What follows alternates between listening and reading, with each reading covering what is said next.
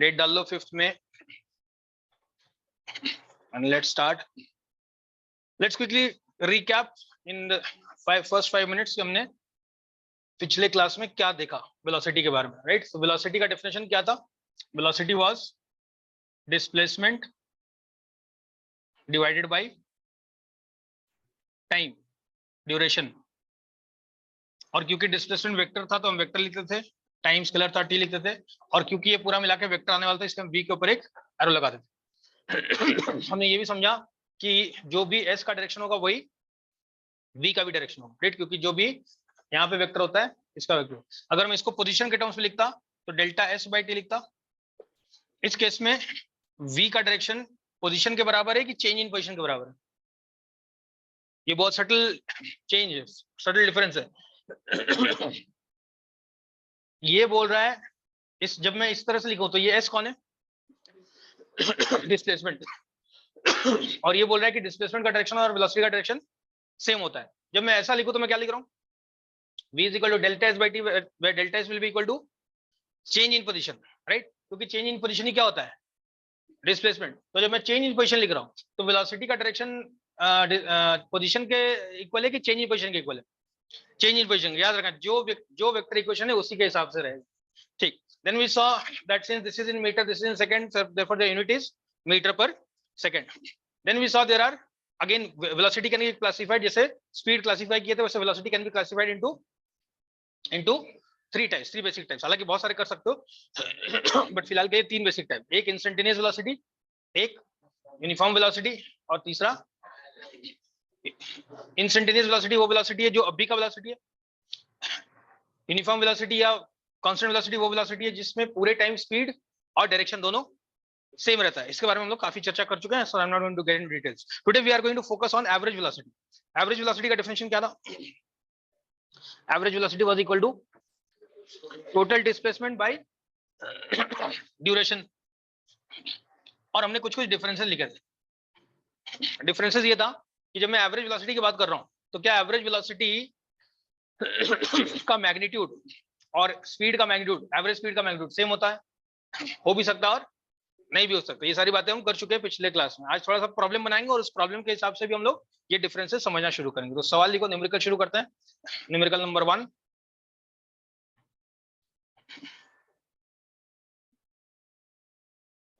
an object travels a distance of an object travels a distance of 20 kilometers. An object travels a distance of 20 kilometers from A to B, from A to B towards north in 40 minutes. In 40 minutes, calculate number 1, its average speed, and number 2, its average velocity. Its average speed, and number 2, its average velocity.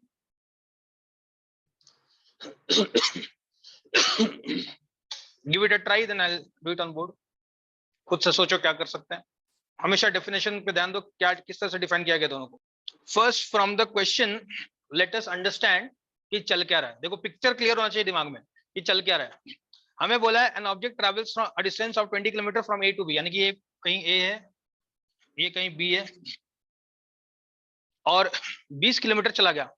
20 kilometre distance दिया कि displacement दिया हुआ? Distance.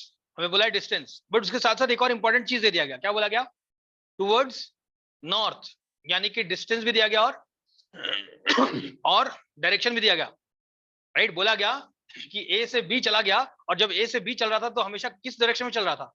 North की direction में, मतलब same direction था वो, कभी डायरेक्शन चेंज नहीं हुआ, right? So in the question it is very very clear कि जो भी चला वो 20 किलोमीटर चला, बट वो 20 किलोमीटर पाथ का डिस्टेंस था, वो डिस्प्लेसमेंट नहीं दिया डायरेक्टली। बट ये भी बोला गया कि उसने कभी भी अपना डायरेक्शन चेंज नहीं किया, वो हमेशा कैसे चल रहा था?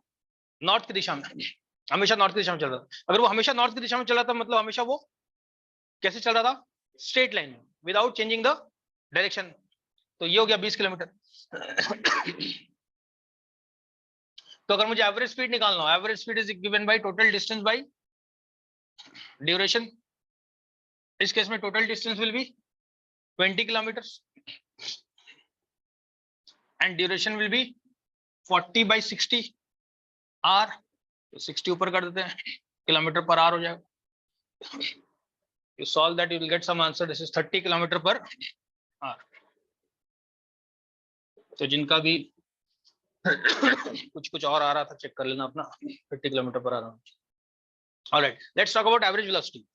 इस केस में क्योंकि जो चला वो स्ट्रेट लाइन में चला, यानी कि जो डिस्टेंस था वही डिस्प्लेसमेंट का भी मैग्नीट्यूड था, right. So the shortest distance between A and B will also be 20 kilometre. तो इस केस में this is equal to displacement by duration, but the displacement will also be equal to 20 kilometre by 40/60, यानी कि 30 kilometre per hour. If you write this, there is a good chance अगर तुम्हारा answer यहीं पे है, there is a good chance, मतलब physically तो answer गलत है, there is a good chance you will lose number marks एकदम फ्री में फुकट। Why? Because जब भी वेलोसिटी लिखे तो क्या लिखना चाहिए साथ में? तो अगर 30 किलोमीटर लिखे towards north, why do we know that the velocity will be towards north? Because the direction of velocity is in the direction of displacement।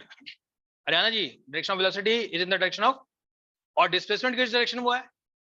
North direction में, इसलिए वेलोसिटी भी नॉर्थ डायरेक्शन। क्लियर एकदम? This is a case where distance and displacement were same magnitude wise, and therefore the average speed and the magnitude of average velocity, this is the magnitude of average velocity and this is the average speed, ये दोनों same आया। क्या हमेशा ऐसा हो जरूरी है? हम लिख चुके कंडीशन, केस लिख चुके, right. Only when the object is travelling in a straight line without changing, यहाँ पे ऐसा ही हुआ, स्ट्रेट लाइन में चला और डायरेक्शन चेंज नहीं हुआ, इसलिए एवरेज स्पीड और एवरेज वेलोसिटी का आंसर सेम आया। हमेशा ऐसा हो, ऐसा जरूरी। Question number 2, a bus covers a distance of a bus covers a distance of 250 kilometers. A bus covers a distance of 250 kilometers from Delhi to Jaipur, from Delhi to Jaipur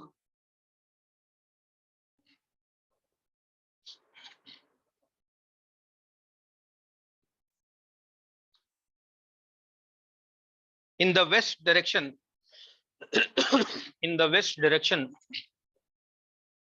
in 4 hours in 4 hours, and returns to Delhi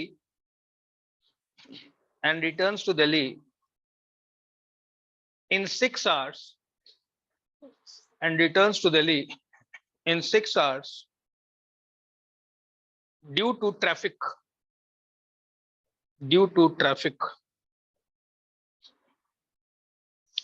ignoring any stoppage time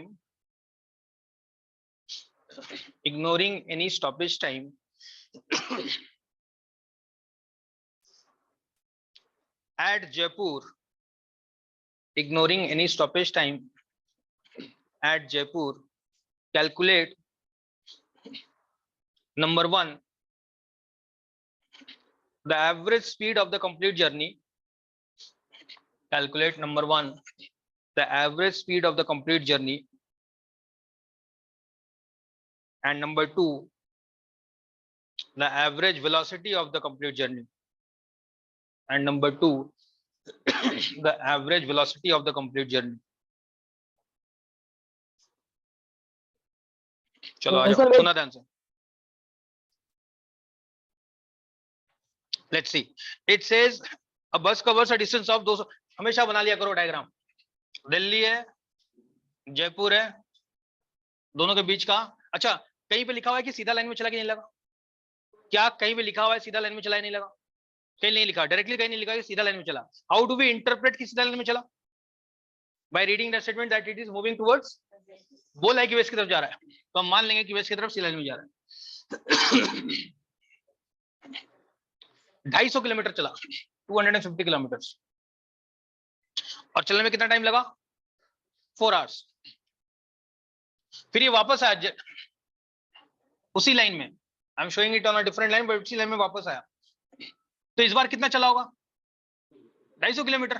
distance थोड़ा change हो जाएगा, दिल्ली से जयपुर में जितना distance है, जयपुर से दिल्ली में उतना ही डिस्टेंस है, बट इस बार टाइम कितना लगा? So if I calculate the average speed is total distance by total time. Total distance कितना था?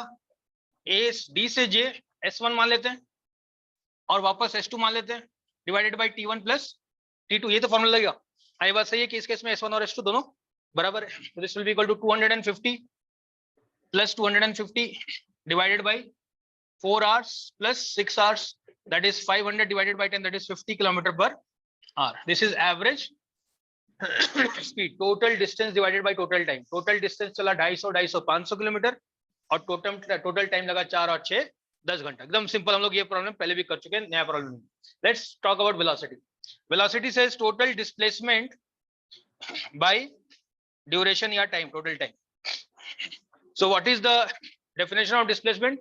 It is the shortest distance between the final and the initial position. यहाँ पे इनिशियल कहाँ पे था? दिल्ली में। फाइनली कहां पे था? तो कितना डिस्प्लेसमेंट हुआ? इसीलिए दिस बिकम 0। सो हमारा फाइनल आंसर है 0 किलोमीटर पर और क्योंकि 0 है तो हम कोई डायरेक्शन नहीं दिखाएं। मैं बात कर चुका हूं 0 किलोमीटर के लिए मैं कोई डायरेक्शन नहीं दिखाता। कर पाए सब लोग? सिंपल एकदम। This is a case where you can see average speed का magnitude, sorry average speed and average velocity का मैग्नीट्यूड आर नॉट सेम। क्यों सेम नहीं हुआ? क्योंकि बस ने अपना डायरेक्शन चेंज किया। देख सकते हो पहले जा रहा था ऐसा और फिर मुड़ गया ऐसा, दो स्ट्रेट लाइन में था, दोनों केस में स्ट्रेट लाइन में चल रहा था, बट अब डायरेक्शन चेंज हुआ इसीलिए ये वापस आ गया।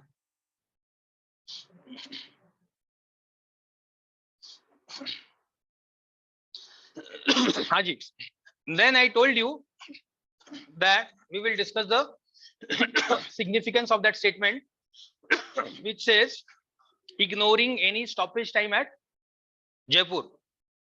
अगर मान लो स्टॉपेज टाइम होता, मान लो जयपुर पे अगर वो 1 घंटा रुक गया होता,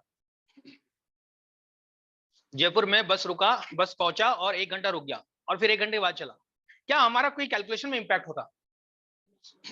क्या हमारे किसी कैलकुलेशन में इंपैक्ट होता उसका? क्या हमारे किसी कैलकुलेशन में इंपैक्ट होता? क्योंकि अब भी जाने के लिए कितना लगा? 4 घंटा, और आने के लिए कितना लगा? 6 घंटा। तो हमारे कैलकुलेशन में कोई इंपैक्ट होता, क्योंकि एवरेज स्पीड का फॉर्मूला क्या है? Total distance by total time. अगर यहाँ 9 बजे तुम निकले थे तो यहाँ पहुंच गए 4 घंटे बाद, चलो 12 बजे निकले तो काम आसान हो जाएगा, 12 बजे निकले थे तो यहाँ 4 घंटे बाद पहुंचे, यानी कि 4 बज गया। 1 घंटा यहाँ रुक गए तो फिर वापस जर्नी कब शुरू किए? 5 बजे, फिर 5 बजे निकले, 6 घंटा लगा, तो कितने बजे पहुंचे? 11 बजे। तो टोटल टाइम निकालेंगे 12 बजे से लेकर के 11 बजे तक, तो 10 घंटा आएगा, 11 घंटा आएगा। इसलिए जब वो कैलकुलेशन करते तो यहाँ पे डिवाइड बाय 11 करना पड़ता। Same for average velocity. हालांकि इस केस में एवरेज वेलोसिटी में कोई इंपैक्ट नहीं है, बट अगर होता, अगर मान लो वो बस जो है जयपुर तक नहीं आता, बीच में ही क्या रह जाता, दिल्ली से जयपुर जाता और जयपुर से बीच में ही आके कहीं पे रुक जाता, उस केस में वेलोसिटी क्या डिस्प्लेसमेंट 0 होता कि नॉन जीरो होता? नॉन जीरो होता। तो उस केस में इसका कुछ आंसर आता, और वो आंसर क्या इस बात पे डिपेंड करता कि हम जयपुर पे रुके या नहीं रुके? बिल्कुल, क्योंकि अभी भी यहाँ पे डिवाइड किससे कर रहे हैं? Total time. इनिशियली जहां पे थे, फाइनली जहां पे थे, divided by total time, right? In most of the cases you will see that तुम्हें वो इन्फॉर्मेशन नहीं दिया रहेगा, इससे तुम इग्नोर कर लोगे। बट अगर सवाल में कभी दिख गया कि ए से बी गया, इतना टाइम लगा, और बी में रुक गया इतने टाइम के लिए, और फिर बी से कहीं गया और इतना टाइम लगा, तो जो बी में रुकने वाला टाइम था उसको भी टोटल टाइम में जोड़ना पड़ेगा। क्या बात क्लियर है? वहां पे लिख लो जहां भी हमने लिखा है उस स्टेटमेंट को, कि अगर ऐसा होता कि जयपुर में रुके रहते तो वो टाइम भी जोड़ना होता टोटल टाइम में। Right in your own language, जो भी तुम्हें सुटेबल लगे।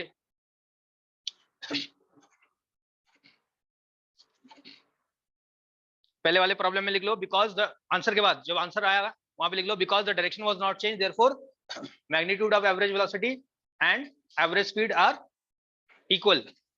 पहले क्वेश्चन में since the direction was not change therefore magnitude of average velocity and magnitude of average speed are equal. इस प्रॉब्लम में क्या लिखेंगे? Since the direction was, second वाले प्रॉब्लम में since the direction was change therefore the magnitude of average velocity and average speed have come out to be different or are different.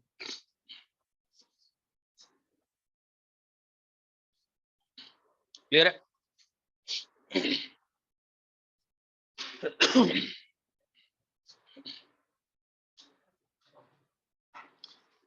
Third सवाल, a body travels in a semicircular path.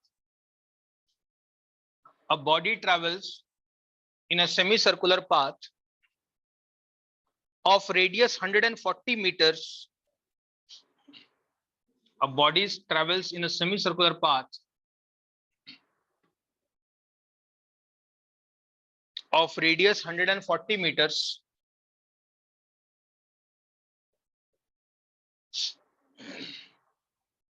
in 20 seconds. In 20 seconds. Find the average speed.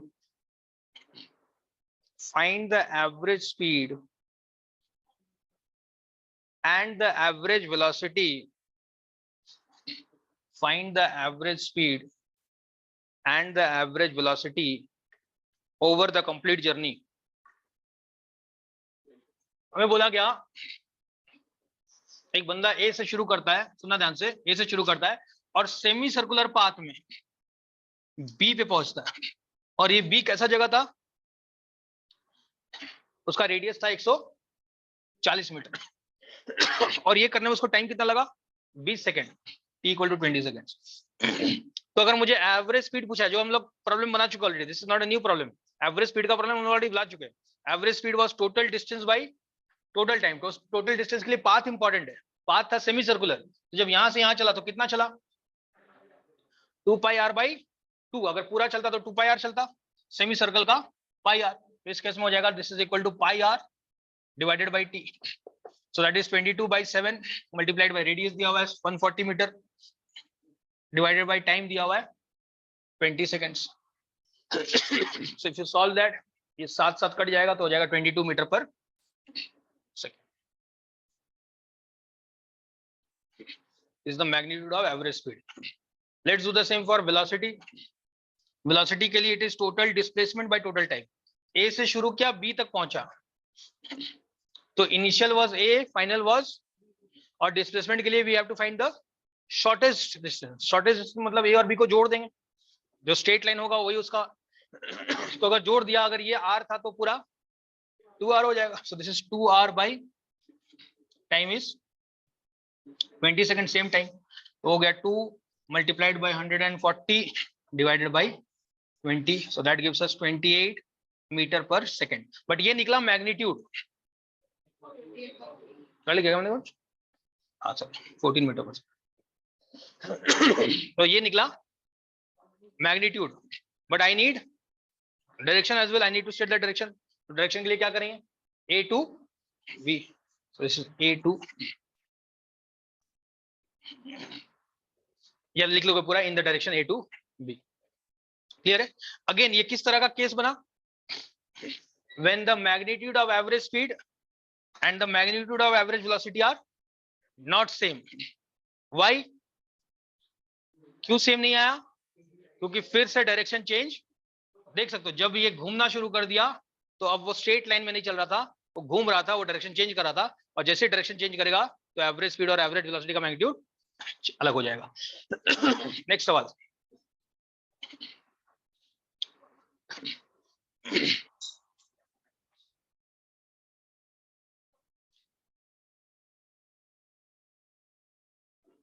an object goes in a straight line, an object goes in a straight line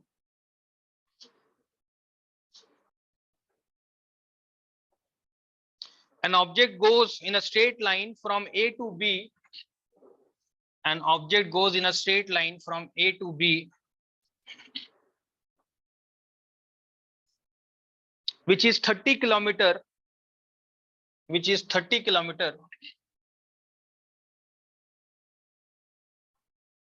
comma, in 5 hours. In 5 hours. And then from B to C,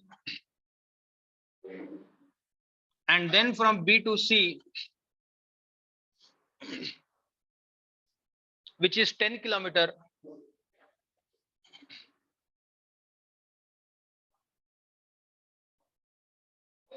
in 3 hours.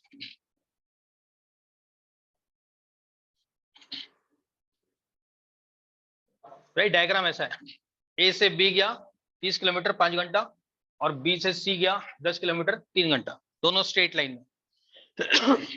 Same question, calculate the average speed and the average velocity of the over the whole journey. Calculate the average speed and the average velocity over the whole journey. बताओ क्या करें। Average speed निकालने बोला है। Average speed was total distance by, तो जब ए से पहले बी गया तो कितना डिस्टेंस चला, 30 किलोमीटर S1, और फिर बी से सी कितना चला, 10 किलोमीटर, यानी कि S2, और 30 किलोमीटर चलने में कितना टाइम लिया, 5 आवर्स, और बाकी चलने में, this is 40 kilometre by 8 hours, that gives you 5 kilometre per our. This is the magnitude of average speed. ठीक, average velocity is total displacement by total time. Total displacement के लिए क्या पाथ इंपॉर्टेंट है कि सिर्फ इनिशियल और final point? Initially कहां पे था, ए पे, फाइनली कहां पे था, ए से सी अगर 30 है, सॉरी ए से बी अगर 30 है और बी से सी अगर 10 है, तो ए से सी 20 किलोमीटर होगा। So this will be equal to AC by delta T. AC आया 20 किलोमीटर और टाइम आया 8 hours. So if you do that, you get 2.5 kilometer per hour. But क्या इतना ही लिखना सही होगा कि डायरेक्शन भी देना चाहिए? Direction is from A to, क्योंकि इनिशियल था A में और फाइनल था, so A to C, in the direction A to C। Clear एकदम, कर पा रहे हो सब लोग? नेक्स्ट सवाल,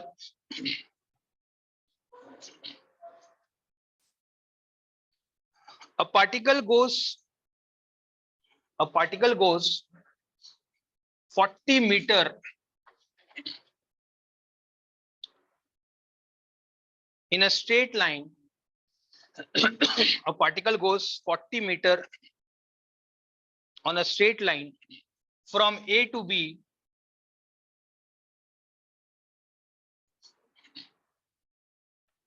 in the east direction,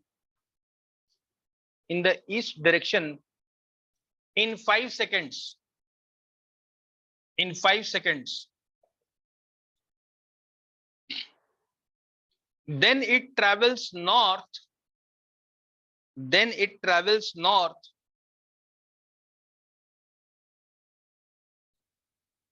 And moves another 30 meter.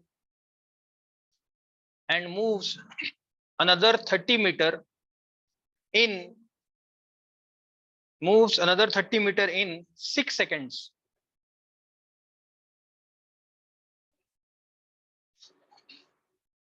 Same सवाल, find the average speed and average velocity over the whole journey. Find the average speed and average velocity over the whole journey. बोलो क्या दिया था? A से B चला 40 metre in the east direction, मान लो ये ईस्ट है, तो ईस्ट डायरेक्शन में चला 40 मीटर 5 सेकंड में, और फिर B से मुड़ा किधर, नॉर्थ की तरफ, तो ऊपर चला गया होगा, कितना गया था 30 मीटर इन 6 सेकंड। तो आज निकालते हैं total distance by total time, average speed and average velocity. Average speed is total distance by total time. इस केस में टोटल डिस्टेंस कितना हो जाएगा, जितना चला पाथ के हिसाब से। यहां से यहां कितना चला, यहां से यहां कितना चला 40 मीटर, फिर यहां से यहां कितना चला 30 मीटर, तो टोटल कितना चला 40 मीटर प्लस 30 मीटर। कितनी देर में चला, 5 second plus 6 second, so that is equal to 70 meter by 11 second. So 70 by 11 meter per second. You can convert it into decimal if you wish, but that's the answer. कर पाए सब लोग? This is the magnitude of average speed. बिना solve किया, तुम already हालांकि कर चुके हो, बिना सॉल्व किए क्या मुझे ये पता था कि एवरेज वेलोसिटी का मैग्नीट्यूड इससे इसका सेम आने वाला है कि अलग आने वाला है? सेम आएगा कि अलग? अलग, क्योंकि डायरेक्शन चेंज हुआ है। और अगर अलग आएगा, डायरेक्शन चेंज हुआ है, तो एवरेज वेलोसिटी का मैग्नीट्यूड 70/11 से कम आना चाहिए, ज्यादा आना चाहिए? कम। इतना तो पहले ही पता चला। चलो निकालते हैं। सो ए है, ये मान लो सी है। इसका फॉर्मूला है total displacement by total time. Total displacement के लिए हमें चाहिए, टोटल डिस्प्लेसमेंट के लिए हमें चाहिए shortest distance between the initial and final position. Initial है ए, फाइनल है सी। शॉर्टेस्ट डिस्टेंस के लिए दोनों को जोड़ देंगे ना। क्लियरली अगर ये ईस्ट था, ये नॉर्थ था, तो ये एंगल 90 डिग्री था। So we can use Pythagoras and show that this is 40, this is 30, this will come out to be 50 metre. I believe सब लोग ये काम करना जानते हो, right? Because AC square will be equal to AB square plus BC square. तो ये हो जाएगा 40 का स्क्वायर, ये हो जाएगा 30 का square, this is AC square. ये सॉल्व करोगे तो आ जाएगा 1600 और 900 2500, और AC आ जाएगा 50 metre. Once you get this, then you can put it here 50 metre. क्या टाइम चेंज होगा? क्या यहां से यहां पहुंचने में टाइम अभी भी वही लगा, 5 सेकंड प्लस 6 सेकंड, यानी कि 11 सेकंड। तो हमारा आंसर आ गया 50/11 मीटर पर second, which is definitely less than 70/11। क्या इतना ही आंसर लिखना सही होगा? मुझे और कुछ इन्फॉर्मेशन देना चाहिए? This is simply the magnitude of the average velocity. I should also mention the direction. तो डायरेक्शन कहां से कहां होगा? Toward A to C, from A to C, in the direction A to C। Clear है? कर पाए सब लोग? चलो एक और सवाल।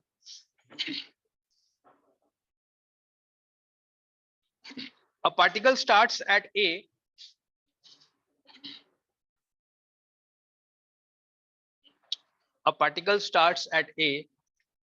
goes to B, a particle starts at A goes to B and finally reaches C in a straight line as shown.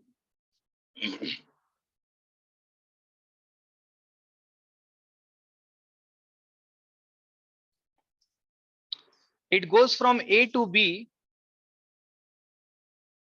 It goes from A to B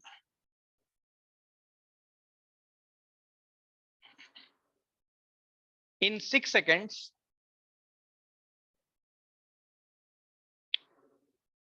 and B to C in 2 seconds.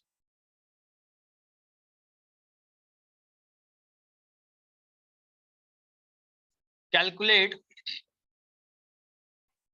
the average speed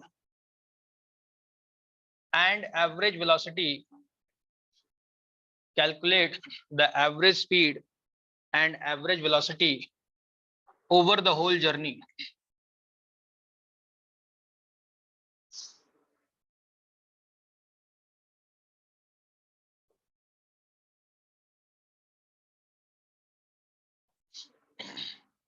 और ये ऐसा दिया हुआ है, right? So this is 1 2 3 4 5 6 7, यहाँ पे 0, -1 -2 -3 -4 -5 -6 -7 -8। I hope देख पा रहे हो, नहीं तो खुद डाल लेना। This is the origin. Origin के राइट हैंड साइड में पॉजिटिव 1 2 3 4 5 6 7, 7 पे A खड़ा है इनिशियली, और लेफ्ट हैंड साइड में -1 -2 -3 ऐसा -8 तक चले जाओ। B जो है वो -8 पे, और C जो है वो -3 पे। B at -8 and C at -3 and A is at 7. पिछले जितने प्रॉब्लम बनाए हमने, उन प्रॉब्लम्स में और इसमें क्या फर्क है? क्वेश्चन में क्या फर्क है पिछले जितने हमने प्रॉब्लम बनाया अभी तक और इसमें क्या फर्क है? पिछले सारे प्रॉब्लम में हम जहां से शुरू कर रहे थे वही हमारा किसका काम कर रहा था? ओरिजिन का। अरे देखो सर्कल में, सेमी सर्कल में चले तो जहां से शुरू किए वहीं से गिनना शुरू किए। जब सीधा लाइन में चले, दिल्ली से जयपुर गए तो दिल्ली से जयपुर जब गए तो दिल्ली को ही जीरो माना, तभी तो जयपुर आया रहेगा सम किलोमीटर्स। यानी कि हमें हमेशा डिस्टेंस और डिस्प्लेसमेंट दिया हुआ था। इस बार हमें क्या दिया हुआ है? इस बार हमें क्या दिया हुआ है? इस बार हमें क्या दिया हुआ है? इस बार हमें this is what is this? ये जो 7 है, ये जो -3, ये जो -8, क्या है? इस बार हमें क्या दिया हुआ है? इस बार हमें दिया हुआ है व्हाट आर दीज? बोला कि पहले ए पे था, मान लो पहले बच्चा ए पे था, फिर चल के बी पे गया और फिर वापस सी में आया। तो ये जो ए पे है, ये जो 7 है, ये इसका क्या है? पढ़ चुके हम। अगर ये 0 है तो 7 इसका क्या है? डिस्टेंस या डिस्प्लेसमेंट? अगर ये ओरिजिन है और बच्चा 7 में खड़ा है तो ये इसका क्या है? डिस्टेंस या डिस्प्लेसमेंट? दोनों में से कोई भी नहीं, बल्कि बल्कि बल्कि पोजीशन है। ये पोजीशन दिया हुआ है, right? All these are position. और याद करो हमारा पोजीशन से क्या डेफिनेशन बता था? Displacement was in term, displacement का दो डेफिनेशन में पढ़ा है। Displacement was final position minus energy, और डिस्टेंस निकालने के लिए सारा पाथ का लेंथ ऐड करेंगे। ट्राई करो, गिव इट अ ट्राई। ध्यान से सुनो, बहुत अच्छा सवाल, बहुत सिंपल सवाल, कर सकते हो। Again go back to basics and then solve the problem. मुझे बोला गया find average speed. Average speed बोलता है total distance by total time. Total distance कैसे ढूंढेंगे? By looking at the path, कहां कहां गया। तो कहां से कहानी शुरू हुआ? ए से। पहले कहां पहुंचा? ए से कब तक सीधा चलता रहा? ए से कब तक सीधा चलता रहा? कहां तक? बी तक। ये तो बोला ना कि पहले ए से कहां गया? बी तक। तो ए से बी का डिस्टेंस निकालेंगे। फिर बी से कहां चला? सी तक, तो अलग से निकालेंगे। जब भी डिस्टेंस निकालो, ध्यान रखना इस बात को, चाहिए तो लिख लेना। जब भी डिस्टेंस निकालेंगे तो कहां तक का ब्रेक करेंगे? कैसे ब्रेक करेंगे डिस्टेंस निकालने के लिए? S1 S2 S3 कैसे डिसाइड करेंगे? जहां जहां वो मुड़े, जहां जहां वो मुड़े। सोचो जब वो ए से बी जा रहा है, क्या ए से बी जाने में कभी मुड़ा? कभी नहीं मुड़ा, तो डिस्टेंस ऐसे निकालेंगे। बट बी से सी जब गया तो क्या मुड़ा? तभी तो इधर आया होगा ना जी, ए से बी ऐसा जा रहा था और फिर बी से सी के लिए मुड़ा होगा, तभी तो क्या होगा। बट जब बी से सी गया तो उसके बाद कभी मुड़ा? तो दो पार्ट में निकालेंगे, ए से बी, बी2। चलो, this will be S1, this will B S2। अब ध्यान से सुनना कैसे निकालेंगे, नहीं तो कंफ्यूजन होगा।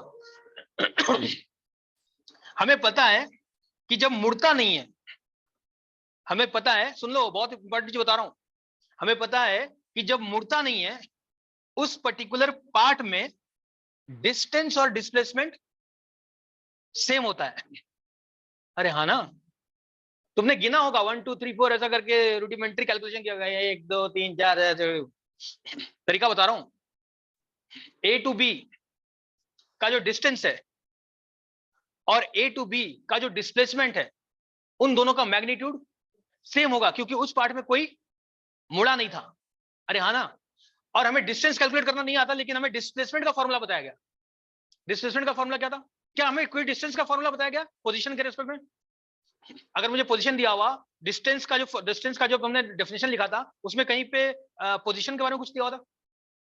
खोलो अपने डिस्टेंस का definition and see how many definitions are given for distance. Distance के लिए कितने डेफिनेशन थे ढूंढो। एक था, दो था? डिस्टेंस के लिए हाउ मेनी डेफिनेशंस? 1 और 2?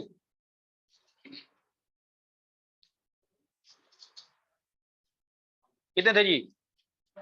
सिंगल, एक ही। क्या बोला था? It is the length of the path ट्रेवर्स। क्या कहीं पे वहां पे पोजीशन की बात हुई थी? यानी कि पोजीशन से रिलेटेड डायरेक्टली डिस्टेंस का कोई फॉर्मूला नहीं बना सकते, सुन लो ध्यान से। बट डिस्प्लेसमेंट के लिए क्या बोला गया था? दो फॉर्मूला, एक shortest distance between initial and final position, दूसरा final position minus.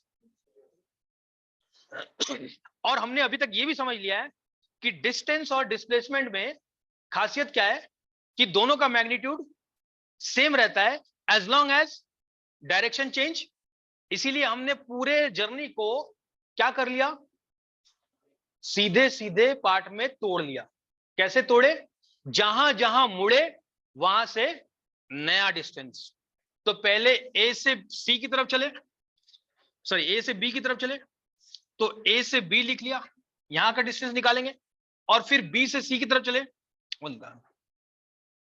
Now I don't know how to calculate distance क्योंकि मेरे पास डेफिनेशन नहीं है, but I know how to calculate displacement. और मुझे पता है क्योंकि इस पार्ट में ऑब्जेक्ट मुड़ा नहीं था, इसीलिए इस पार्ट में डिस्टेंस और डिस्प्लेसमेंट का मैग्नीट्यूड सेम होगा। तो मैंने लगा लिया फॉर्मूला। हमें पता है this is equal to final position minus initial position.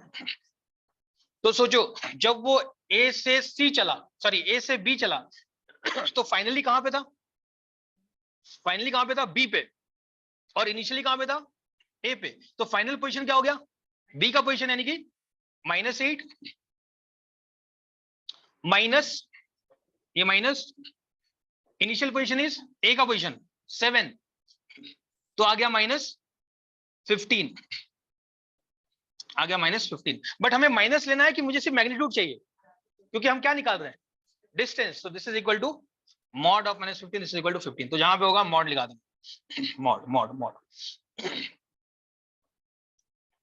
तो 15 यूनिट अगर मान लो मीटर में होता, मीटर में कर लेते हैं, तो ये 15 मीटर हो जाता।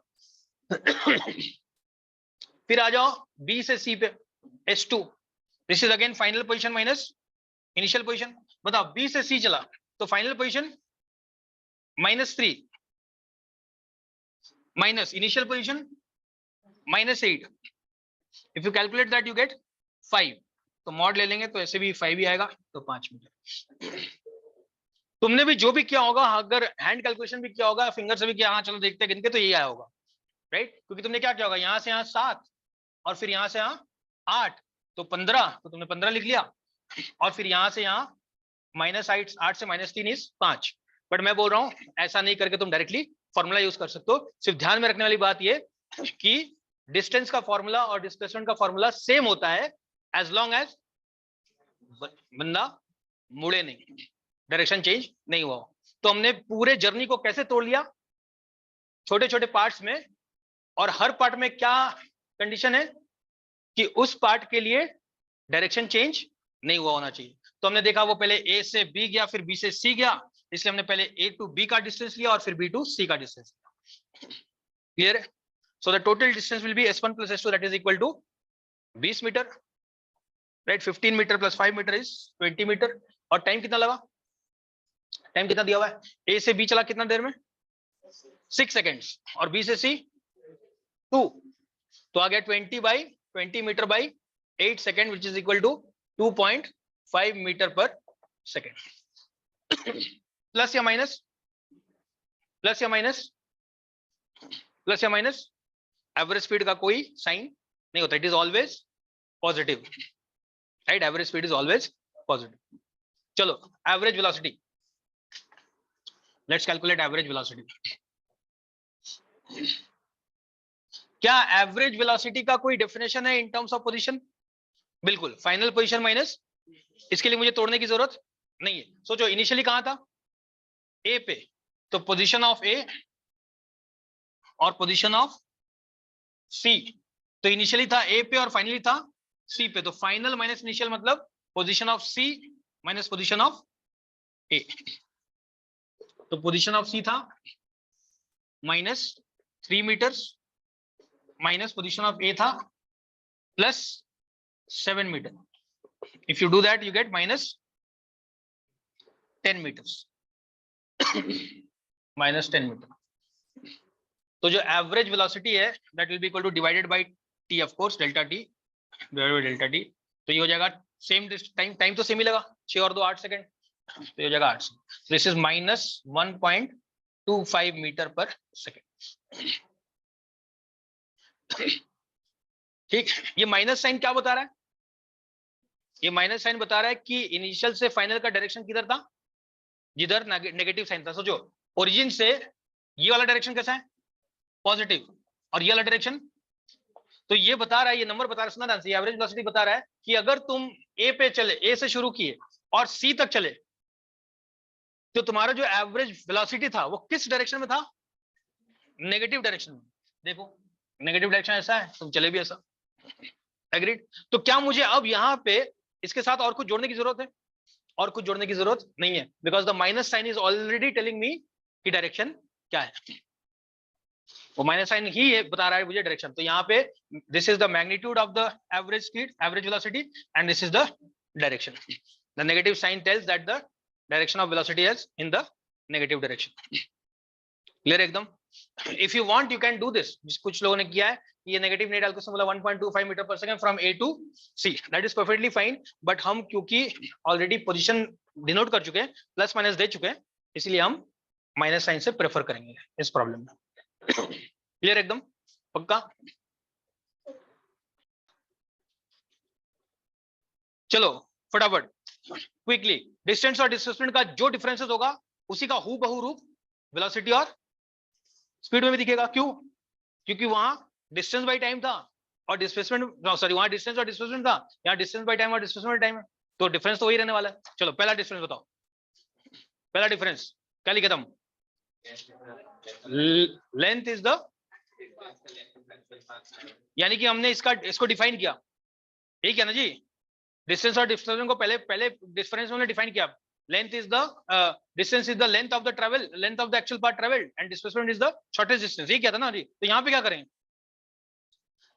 Speed is total distance by displacement is velocity is total displacement by total time. लो इसी का फटाफट फटाफट लिखते चलो।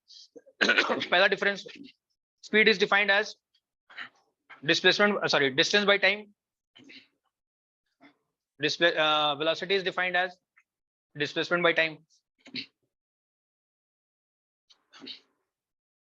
होया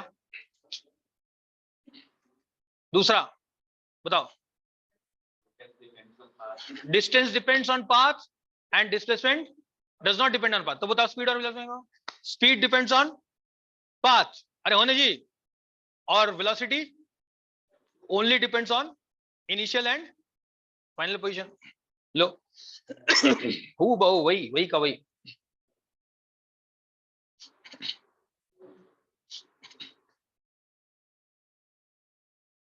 शॉर्ट में लिख लो, घर पे जाकर आराम से फेयर कर लेना। बोलो तीसरा, third point.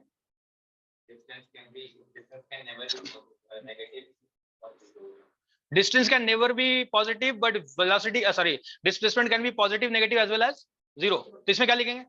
Speed can never be negative, but velocity can be positive, negative as well as zero। देख चुके हमारे इनफैक्ट 3 तरह के प्रॉब्लम हम कर चुके हैं जहां पे वेलोसिटी पॉजिटिव भी था, नेगेटिव भी था और जीरो भी था। तो distance can never, sorry, speed can never be negative, speed is always positive, and velocity can B positive, negative और जीरो। इसमें हमारा अंडरलाइंग असम्पशन क्या है कि मोशन हुआ, राइट? रेस्ट पे नहीं था, रेस्ट पे होता तो फिर डिस्टेंस भी जीरो हो सकता था। हम मान के चले कि मोशन हुआ, मोशन के केस में हम बोल रहे हैं कि स्पीड जो है वो जीरो नहीं हो सकता। ठीक, अगला next point, distance is a scalar, displacement is a vector. इसमें क्या लिखेंगे?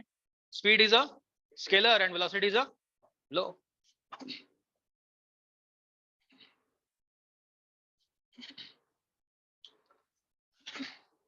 और कुछ था क्या last point?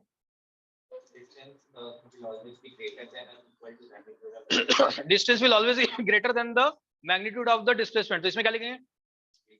The magnitude of average speed, the magnitude of average speed will always be greater than or equal to the magnitude of average velocity।